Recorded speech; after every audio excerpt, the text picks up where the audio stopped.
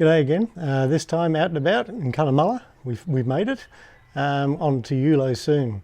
But I'm in the centre of town at the Rotunda, and behind me here is the Shire Council Chambers and the statue of the Cunnamulla fella, made famous in a poem by Stan Coster and in a song by Slim Dusty. And then on the other side of the roundabout here we've got the Cunnamulla Hotel, so it's good to be here. I've wandered the main street, had a perfect carrot cake up the road in the coffee shop. Two beautiful coffees, actually beautiful coffees. And I'm just here, there's a bit of a postscript to my last video where I spoke about local and outback and all that sort of stuff and bush. And I was in the Cunnamulla Fella Centre just down the road here by the Shire Chambers, and I came across a mug. Now the mug I just had to buy. It's inscripted with PS, Paru Shire, live like a local, Cunnamulla, Queensland. And I asked the guy behind the counter, Mike, hell of a nice guy, asked him, I said, what does that mean to you guys selling these mugs in the touristy information area? And he said, well, what does it mean to you? And I told him my story about looking at local and looking at outback and bush and all that sort of stuff. He said, well, strange enough, he said, what it is, it's a slogan they've got it on their paper bags, on their touristy bags and that sort of stuff.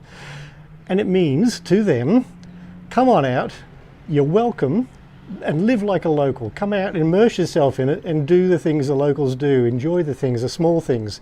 Live like a local. And I think that sort of resonates strongly with what I've come to think about in this.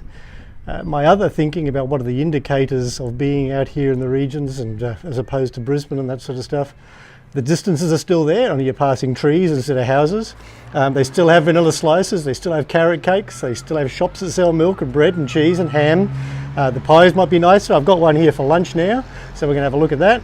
But I think horses play a big part.